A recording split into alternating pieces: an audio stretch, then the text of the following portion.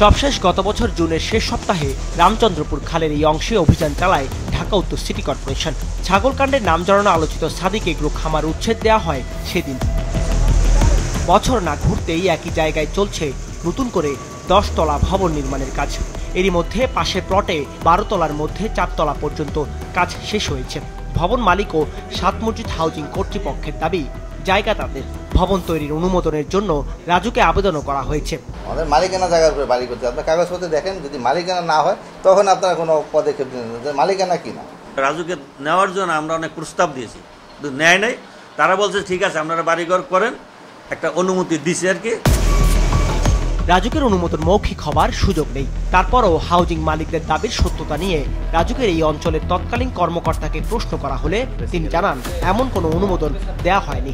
100% অবৈধ, একটা এটা আমাদের বড় গাফিলতি আছে কি আমাদের অনুমোদনের প্রক্রিয়া আনতে পারি। কতটার অভাব আছে আবার নাই, কারণ আপনি আমার ডাটা দেখেন, আমি যে কাজ করার চেষ্টা করছি আপনি ডাটা দেখে বুঝবেন।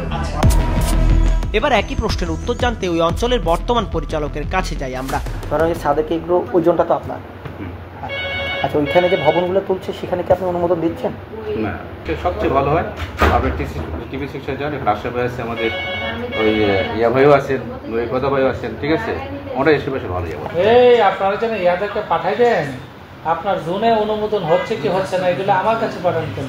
তো ছাড়পত্র তো আমরা আপনাদের অধীনে, আপনার এটা হচ্ছে না তো আপনার জোন থেকে তো হচ্ছে, এগুলো হেড অফিসে পাঠাই দেন কেন?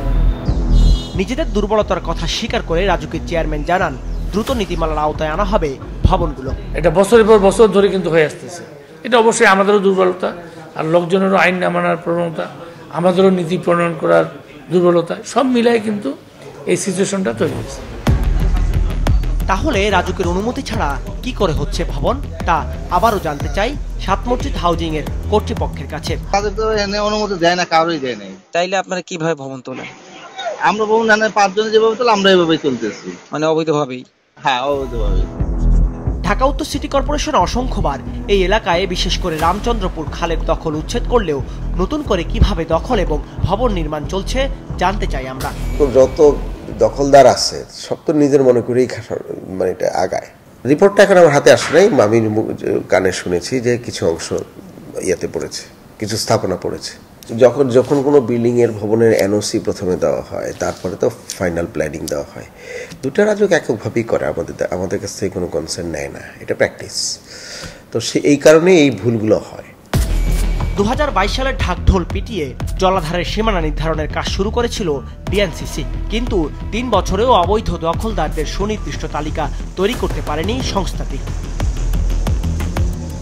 দাউদ হাসান, মাছরাঙা সংবাদ, ঢাকা।